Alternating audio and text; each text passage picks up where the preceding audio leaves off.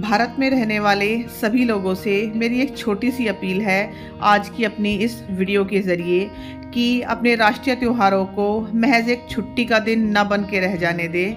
आप उन त्योहारों को भी उसी तरह से सेलिब्रेट करें जिस तरह से आप होली, दिवाली या ईद को सेलिब्रेट करते हैं। और मेरी ये वीडियो देखने के बाद अगर कुछ लोगों की भी सोच बदलती है तो मुझे लगेगा कि इस वीडियो में की गई मेरी मेहनत पूरी तरह से वसूल हो गई है और जो मैं कहना चाहती हूँ आप लोगों तक अच्छी तरीके से पहुँचा पाई हूँ।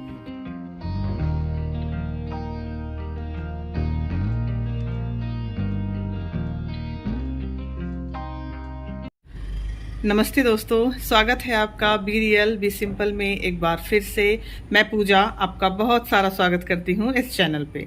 तो आज आपके लिए एक स्पेशल सी वीडियो मैं लेकर आई हूँ। इस वीडियो को स्पेशल क्यों बोल रही हूँ, हालांकि ये एक सिंपल सी कुकिंग वीडियो है, लेकिन ये कुकिंग 2 स्पेशल दिनों में की गई है। और ये 2 स्पेशल दिन हैं 14 जुलाई और 15 जुलाई। अब 15 जुलाई को तो आप सभी जानते हैं कि शिवरात्रि है, लेकिन 14 जुलाई को उससे भी एक बड़ा दिन था मेरे लिए और आप सभी के लिए भी बेशक वो बहुत बड़ा दिन होगा, लेकिन मुझे नहीं पता कितने लोगों ने उसे सेलिब्रेट किया होगा। और अगर नहीं किया होगा तो प्लीज़ मेरी इस वीडियो को देखने के बाद आप सेलिब्रेट ज़रूर कीजिएगा, क्योंकि 14 जुलाई जा चुकी है, कोई बात नहीं। अगले महीने 23 और 24 अगस्त आने वाला है, एक बार फिर से हमारे लिए बहुत बड़ा सेलिब्रेशन का दिन। जी हाँ, आप सही समझे, मेरा ये सेलिब्रेशन है चंद्रयान 3 के लॉन्च के लिए। 10 साल की कड़ी मेहनत के बाद जब 2019 में चंद्रयान 2 फेल हो गया था तो शायद हम लोगों को लगा था कि अब चंद्रयान 3 लॉन्च नहीं होगा, लेकिन फिर भी इसरो के हज़ारों साइंटिस्ट ने मिलकर दोबारा से मेहनत की और सिर्फ 4 साल के अंदर ही चंद्रयान 3 लॉन्च कर दिया। तो वो दिन मेरे लिए बहुत ही स्पेशल है। और स्पेशल क्यों है, क्योंकि हमारे साइंटिस्ट ने दिन रात मेहनत की है उसके लिए। तो एक मीठी सी भेंट मेरी तरफ से उनके लिए तो ज़रूर बनती है। आप लोग भी ज़रूर कोशिश कीजिएगा, क्योंकि देखिए हम अपने त्यौहार दिवाली, होली, ईद सब कुछ सेलिब्रेट करते हैं और उन्हें हर हाल में सेलिब्रेट करते हैं, चाहे हम बीमार हों या हमारा मन ना हो या कुछ भी परिस्थिति हो, लेकिन हम उन त्योहारों को सेलिब्रेट ज़रूर करते हैं, कुछ मीठा बना के, कुछ पकवान बना के।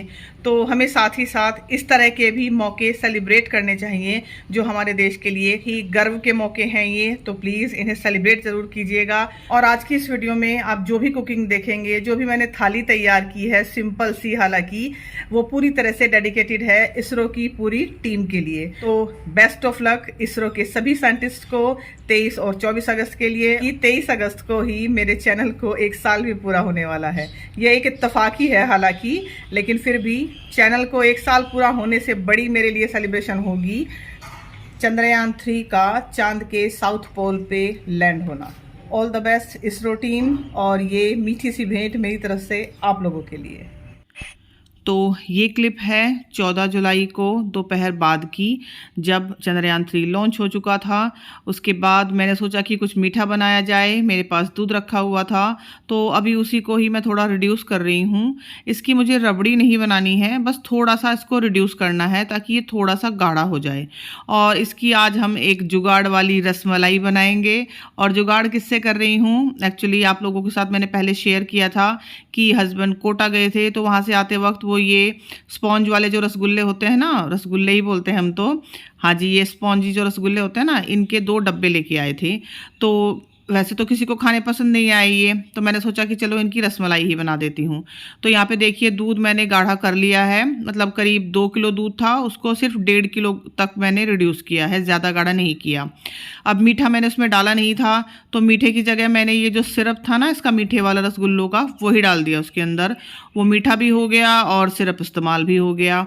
अब इनको अच्छे से निचोड़ कर, जो भी इनके अंदर जो रस बचा हुआ है उसको पूरी तरह से निचोड़ के मैं एक बाउल में इस तरह से इनको अरेंज कर रही हूँ। तो पहले तो मैंने सोचा था कि मैं पूरे बड़े बड़े ही रख देती हूँ, लेकिन फिर आइडिया आया कि इनको बीच से कट कर देती हूँ ताकि सबको अच्छे से मिल भी जाए, सब अच्छे से खा भी लें, और जो दूध मैंने रिड्यूस किया है वो अच्छे से इनके अंदर तक चला जाए। तो इस तरह से हाफ में कट करके मैंने बाउल के अंदर इनको सेट कर दिया है। और फिर इसके ऊपर हम डालेंगे अपना जो दूध हमने रिड्यूस किया है वो। तो हमारी ये एक जुगाड़ वाली रसमलाई बन के तैयार हो जाएगी। और इसको बनाने के बाद मैंने चिल्ड करने के लिए फ्रिज में रख दिया था। ये 14 जुलाई की शाम की वीडियो है। और देखिए कर लिए मैंने सारे बाउल में अरेंज। जो रसगुल्ले थे उनको आधा आधा काट के, थोड़े से बादाम मैंने यहाँ पे काट के रखे हैं। और अब ये जो दूध मैंने रिड्यूस किया था इसको इसके ऊपर डालेंगे और फिर ऊपर से हम इसके ऊपर डालेंगे ये कटे हुए बादाम। तो दूध काफ़ी सारा हमें डालना है। देखिए इस तरह से पूरी तरह से डूब जाने चाहिए ताकि ये खूब अंदर तक उस दूध को पी लेंगे। और हमारी ये जुगाड़ वाली रसमलाई तैयार हो गई। तो इसमें हमें मीठा भी नहीं डालना पड़ा और बहुत ज़्यादा दूध को कढ़ाना भी नहीं पड़ा। अब इसको रख दूंगी मैं चिल्ड होने के लिए फ्रिज में। और उसके बाद हमने भगवान जी को भी भोग लगाया था और ख़ुद भी खाया था और बहुत ही टेस्टी वाली बनी थी ये। तो अब आगे की शूटिंग जो है, ये वाली शूटिंग ये है अगले दिन शिवरात्रि की। सुबह से लेके जो पूजा वगैरह होती है सब मैंने की। हालांकि मैं व्रत नहीं रखती हूँ और इतना ज़्यादा कोई पूजा पाठ भी नहीं करती हूँ, लेकिन बस जो भी थोड़ा बहुत था वो करने के बाद अब शाम को मुझे बनाना था खाना। और इस खाने में लहसुन प्याज नहीं जाता है। हालांकि ऐसा नहीं है कि मैं सावन में लहसुन प्याज नहीं खाती या हमारे परिवार में नहीं खाते, लेकिन बस कभी कभी ऐसा भी बना लेते हैं। तो यहाँ पे मैं खीर बनाने की तैयारी कर रही थी। बिल्कुल थोड़े से ही मैंने चावल भिगोए हैं, आपने देखा है। और ये बादाम मैंने गर्म पानी में भिगो के रख दिए थे। अब इनका छिलका उतार के बस थोड़े से करीब आधा कप दूध के साथ इनको मैंने पीस लिया है। और जो चावल मैंने भिगो के रखे थे वो अच्छे से भीग गए हैं। बस 15-20 मिनट ही, ज़्यादा नहीं। उनको इस तरह से हाथों से मैंने थोड़ा सा तोड़ लिया है। इस तरह से करने से ना जो खीर होती है वो खूब गाढ़ी बनती है हमारी। तो इस तरह से 2-3 बार पहले चावलों को अच्छे से धोइए, तब भिगोइए। और फिर ये जो पानी है इसमें, ये फाइनल पानी, इसी में आप चावलों को बारीक बारीक तोड़ लीजिए। अब यहाँ पे मैं थोड़े से ड्राई फ्रूट फ्राई कर लेती हूँ। बस ज़्यादा नहीं, मुश्किल से 4-5 बादाम है, 4-5 ही काजू और 4-5 ही किशमिश होंगी, जिनको मैंने छोटा छोटा कट कर लिया है। फ्राई पैन में सिर्फ 1 चम्मच ही घी मैंने डाला है, आपने देखा है, बहुत ही ज़रा सा। उसी में हल्का सा फ्राई कर रही हूँ। आप चाहें तो बिल्कुल भी फ्राई ना करें, ऐसे ही डाल लीजिए। मैं थोड़ा सा खीर में आज एक्सपेरिमेंट करके देखना चाह रही थी, लेकिन बाद में मेरी बेटी को ये खीर बिल्कुल भी पसंद नहीं आई। उसको बिल्कुल सिंपल खीर पसंद है, तो इसलिए मुझे नहीं लगता कि मैं आज के बाद खीर में कोई भी एक्सपेरिमेंट करूँगी। उसको बस दूध, चावल और चीनी, इन 3 चीज़ से बनी हुई खीर पसंद है। चौथी चीज़ उसको खीर में पसंद ही नहीं है। लेकिन फिर भी मैंने ट्राई किया था तो आप लोगों के साथ शेयर कर रही हूँ। ड्राई फ्रूट अच्छे से फ्राई हो गए थे, उनको निकाल लिया मैंने। और फिर इसी पैन में जो थोड़ा सा घी बचा था उसमें मैंने उन चावलों को फ्राई कर लिया है हल्का सा, जो चावल मैंने भिगोए थे। और यहाँ पे मैं सारी ही चीज़ बहुत थोड़ी थोड़ी बना रही हूँ। खीर भी मैंने सिर्फ आधा किलो दूध से बनाई थी, क्योंकि बहुत ज़्यादा चीज़ें जब बना देती हूँ ना एक साथ, 3-4 चीज़ें हो जाती हैं, तो फिर वो रखी रह जाती हैं। सही बताऊँ, कोई खा नहीं पाता उनको। तो यहाँ पे मैंने दूध डाल दिया है चावलों में, हल्का सा ही उनको फ्राई किया है। और ड्राई फ्रूट जो मैंने फ्राई किए थे ना, उसी का ही हल्का फुल्का ना, यहाँ पे देखिए आपको ऐसा दिख रहा होगा थोड़ा थोड़ा कुछ काला खीर में, तो ये ड्राई फ्रूट ही है एक्चुअली, जो हल्के से ज़्यादा जल गए थे और ये पैन में ही रह गए थे। तो देखिए दूध डालने के बाद खीर को अच्छे से चलाइए और खूब गाढ़ी जब ये खीर हो जाएगी आपको खुद ही पता लग जाएगा। देखिए अभी खीर मतलब दूध और चावल अलग अलग गिर रहे हैं, अगर मैं चमचे से गिराने की कोशिश कर रही हूँ। और जब ये गाढ़ी हो जाएगी तो दोनों एक साथ गिरेंगे। अब यहाँ पे मैं मिला दे रही हूँ बादाम का पेस्ट, जो मैंने दूध के साथ पीस के रखे थे बादाम। और धीरे धीरे होते होते जो हमारी खीर है काफ़ी गाढ़ी हो चुकी है। अब आई मीठा मिलाने की बारी। तो मीठे में मैं यहाँ पे जो खड़ी मिश्री होती है, धागे वाली मिश्री मोटी, उसको मिला रही हूँ। तो हल्का सा मैंने उसको तोड़ लिया है, तब उसमें मिला रही हूँ मैं। आप चाहो तो चीनी भी मिला सकते हो। और इस तरह से हमारी गाढ़ी गाढ़ी खीर हो गई है तैयार। अब देखिए चावल और दूध एक साथ चमचे से गिर रहे हैं, तो खीर हमारी पूरी तरह से तैयार हो गई है।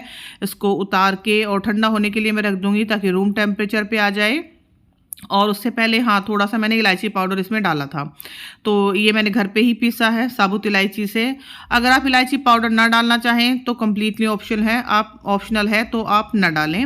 और या फिर आप ऐसा भी कर सकते हैं कि 3-4 साबुत जो इलायची हैं उनको दूध में पका दीजिए और फिर उनको बाहर निकाल दीजिए। तो इस तरह फ्लेवर भी आ जाएगा और आपको मतलब ज़्यादा इलायची का इस्तेमाल भी नहीं करना पड़ेगा। अब लास्ट में थोड़े से ड्राई फ्रूट जो मैंने फ्राई किए थे इसमें डाल दिए हैं, और थोड़े से मैं ऊपर से गार्निशिंग के लिए रखूँगी। तो ये हमारी खीर हो गई जी तैयार। अभी गर्म है, मैं इसको रखूँगी फ्रिज में रूम टेम्परेचर पर आने के बाद। और खीर बहुत ही ज़्यादा क्रीमी और गाढ़ी बनी थी। लेकिन जैसे कि मैंने कहा मेरी बेटी को पसंद नहीं आई। उसको ड्राई फ्रूट वाली या कुछ भी डालने के बाद खीर पसंद नहीं आती है, उसको सिर्फ सिंपल खीर पसंद आती है। तो अभी इसको हम रख देंगे फ्रिज में ताकि ये खूब ठंडी हो जाए। और यहाँ पे मैं बना रही हूँ थोड़ा सा बेसन का हलवा। बस 1 चम्मच मैंने घी लिया है, 1 बड़ा चम्मच, और उसी चम्मच से मैंने 1 बड़ा चम्मच बेसन लिया है। इतना ही, ज़्यादा नहीं, क्योंकि मैंने कहा, जैसे मैंने पहले बताया कि बहुत ही थोड़ी थोड़ी मुझे चीज़ें बनानी है। तो बेसन का हलवा बना रही हूँ और बिल्कुल पतला सा सिंपल बेसन का हलवा बनाऊंगी। कुछ भी मैं इसमें एक्स्ट्रा नहीं डाल रही हूँ, क्योंकि बच्चों को थोड़ा सा ना इस टाइम पे, जैसे बरसात चल रही है तो थोड़ा सा जुकाम हो रखा है, तो ये बेसन का पतला सा हलवा बहुत ही फ़ायदा करता है इस टाइम पे। अगर आप इसमें थोड़ी सी काली मिर्च डाल के खाएंगे ना पतले से हलवे में, तो वो और भी ज़्यादा फ़ायदा करेगी, पिसी हुई काली मिर्च। तो यहाँ पे बेसन अच्छे से भुन गया था, उसमें मैंने करीब आधा गिलास के करीब पानी डाला है और बस इसमें हम चीनी मिला देंगे। हो जाएगा हमारा बेसन का हलवा तैयार, बिल्कुल पतला सा। मेरे बच्चे इसी तरह का हलवा पसंद करते हैं, तो मैं ज़्यादातर उनके लिए इसी तरह का बनाती हूँ। और इसमें कुछ भी ड्राई फ्रूट्स वगैरह मैं नहीं डालती हूँ। हालांकि गार्निशिंग में मैंने डाले थे, लेकिन फिर ऊपर ऊपर से ही उनको उतार भी दिया था, क्योंकि मुझे पता है वो नहीं खाएंगे। तो इस तरह से हो गया जी हमारा हलवा तैयार, और बिल्कुल पतला सा ये हलवा सर्दियों में भी अगर आप बनाएं ना, आपको सर्दी जुकाम की दिक्कत है, उस टाइम पे भी बहुत फ़ायदा करता है। जैसे कि मैंने कहा, आप इसमें हल्की सी काली मिर्च मिला लीजिए, और इस हलवे को खाने के बाद ऊपर से थोड़ा सा गर्म दूध पी लीजिए, और कंबल या चादर जो भी आप ओढ़ना चाहें ओढ़ के सो जाइए। तो सर्दी जुकाम कहाँ चले जाएगा आपको पता भी नहीं चलेगा, क्योंकि अब बरसात का मौसम चल रहा है ना, तो इस टाइम पे सर्दी जुकाम हो ही जाता है।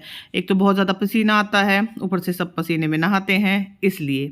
तो हो गया जी हमारा बेसन का पतला सा हलवा तैयार।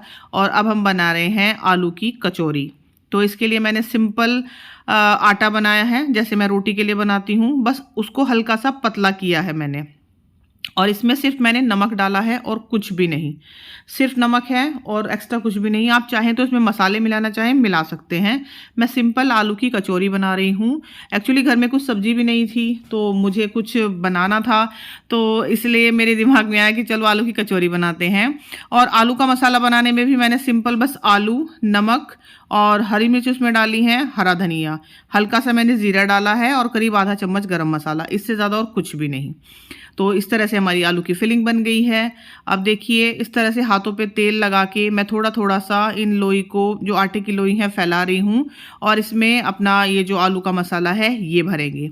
तो बहुत ज़्यादा भी नहीं भरना है, बहुत कम भी नहीं भरना है, बस 1-1.5 चम्मच जैसे मैं भर रही हूँ, इस तरह से आप भरिए। और इसको अच्छे से सील करके फिर हाथों से ही मैं इसको फैला के बना रही हूँ। अगर आप बेलन का इस्तेमाल करना चाहें तो कर सकते हैं, लेकिन ये हाथों से ही काफ़ी अच्छी बन जाती हैं। लेकिन मैं कितनी भी कोशिश करूँ, कितनी भी अच्छी कचौरी बनाने की कोशिश करूं, मेरी जो आलू की कचौरी हैं वो फट जाती हैं और उनके अंदर तेल भर जाता है। हालांकि वो टेस्टी बहुत लगती हैं, लेकिन पता नहीं क्यों मेरी कचौरी एक भी ऐसी नहीं बनती कि जो फटे ना। हालांकि मेरी फ्रेंड है बबीता, वो इतनी अच्छी आलू की कचौरी बनाती है ना, मैं क्या ही बोलूं। मतलब उनके हाथ, वो बनाती रहती हैं और मैं खाती रहती हूं और मेरा पेट ही नहीं भरता। और उनके हाथ की एक भी कचौरी फटती नहीं है, वो जानबूझकर फाड़ती हैं। मतलब वो बोलती हैं कि मुझे जानबूझकर फाड़नी पड़ती है आलू की कचौरी, उसके अंदर चमचा लगा के, क्योंकि उनके बच्चों को उसी तरह से पसंद है। और मेरी एक भी आलू की कचौरी बिना फटे नहीं बनती, मतलब जैसे ही मैं ऑयल में डालूंगी वो फट जाएगी। लेकिन चलो, जैसे भी मुझसे आती है बनानी, मैं बना रही हूँ। और इस तरह से हमने ऑयल में इसको छोड़ दिया है अपनी कचौरी को। और बहुत ज़्यादा गर्म नहीं रखना है आपको, यहाँ पे तेल को बिल्कुल मीडियम हॉट आपको रखना है, क्योंकि अगर बहुत ज़्यादा गर्म होगा तो ऊपर से एकदम से सिक जाएगी और अंदर से फिर वो ज़्यादा कुरकुरी नहीं बन पाएगी। तो धीरे धीरे अगर आप उसको सेकेंगे तो बिल्कुल फिर कुरकुरी सी हमारी कचौरी बनेगी, और ये इसी तरह से अच्छी लगती हैं। और जितनी अच्छी ये ताज़ी लगती है ना, मतलब अभी मैं बना रही हूँ, जितनी अच्छी ये अभी लगेंगी उससे दुगनी अच्छी ये बासी होने पे अच्छी लगती हैं। तो जब भी मैं आलू की कचौरी बनाती हूँ थोड़ी सी एक्स्ट्रा बनाती हूँ, ताकि अगले दिन के नाश्ते के लिए बच जाए। तो अब हो गई है हमारी कचौरी तैयार। अब उतार लेती हूँ मैं इसको, और इस तरह से ही एक एक करके मैं सारी कचौरियाँ सेक लूँगी, और फिर उसके बाद हम तैयार करेंगे अपनी अच्छी सी थाली।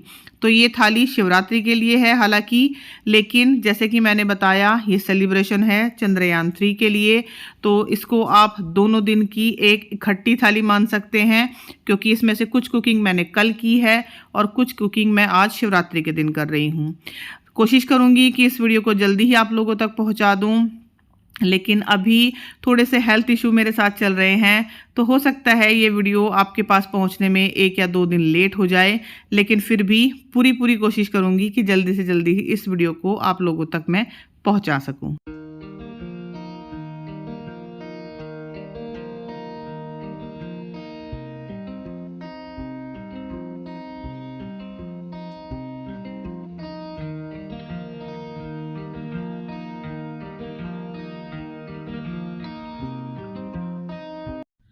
तो इस तरह से हो गई हमारी थाली तैयार। इसमें है हमारी जुगाड़ वाली रसमलाई जो मैंने एक दिन पहले बनाई थी। यहाँ पे गुलाब जामुन भी हैं और थोड़े से आपको दो आपको बेसन के लड्डू दिखाई दे रहे होंगे, क्योंकि ये मैंने बनाए थे और ज़्यादा नहीं, बस 10-12 ही लड्डू बनाए थे, क्योंकि मेरा बेटा इनमें से कुछ भी मीठा नहीं खाएगा, वो सिर्फ बेसन के लड्डू ही खाता है। तो उसके लिए थोड़े से मैंने बना दिए थे। रेसिपी मैंने रिकॉर्ड नहीं की थी क्योंकि 2 बार पहले भी मैं शेयर कर चुकी हूँ। मैं उन वीडियोज़ का लिंक डाल दूंगी डिस्क्रिप्शन बॉक्स में अगर आप देखना चाहें तो इस तरह से आलू की कचौरी है, यहाँ पे जुगाड़ वाली रसमलाई, थोड़ा सा बेसन का हलवा और थोड़ी सी खीर। और ये जो गुलाब जामुन है यहाँ पे आप देख रहे हो, ये मैंने नहीं बनाए हैं, ये हस्बैंड ने बनाए हैं। लेकिन जिस वक्त वो बना रहे थे उन्होंने साफ मना किया था कि आप मेरी शूटिंग मत करना, तो मैंने नहीं शूट किया। कोई बात नहीं, नेक्स्ट टाइम कभी देखते हैं अगर वो राज़ी होते हैं इस बात के लिए। तो जैसे मैंने बताया था कि आलू की कचौरियाँ बच गई हैं, अब ये सुबह नाश्ते में काम आएंगी और इनको मैंने रख दिया है। ये जो नैपकिन आप देख रहे हो कॉटन का, ये मैंने घर पे ही बनाया है। इस तरह से इसी में मैं रखती हूँ ताकि जो भी ऑयल है वो एब्जॉर्ब हो जाए। अब ये है पूरी तरह से फैली हुई किचन शुरू से लेके आखिर तक। अब खाना खाने के बाद मुझे ये बर्तनों की जो बारात है ये अटेंड करनी है। और अब आप देखेंगे कि थोड़ी ही देर में, मतलब मुझे तो टाइम लगा, लेकिन एडिटिंग के ज़रिए बस थोड़ी ही देर में किचन हो जाएगी बिल्कुल साफ़ सुथरी। तो ये देखिए एडिटिंग का कमाल, हो गई किचन साफ़ सुथरी। ये मलाई मैंने जमाई है थोड़ी सी जो बची हुई थी दूध की, और अब किचन बिल्कुल साफ़ सुथरी है। तो यही थी मेरी आज की वीडियो। कैसी लगी आप लोगों को प्लीज़ बताइएगा, और अगर अच्छी लगी हो तो चैनल को सब्सक्राइब ज़रूर कीजिएगा। Thank you so much for watching. अपना कीमती टाइम मेरी वीडियोस को देने के लिए आप लोगों का बहुत बहुत शुक्रिया। चलती हूँ और दोबारा मिलूँगी आपसे एक नई वीडियो के साथ। तब तक अपना खूब सारा ध्यान रखिएगा। Take care and bye bye.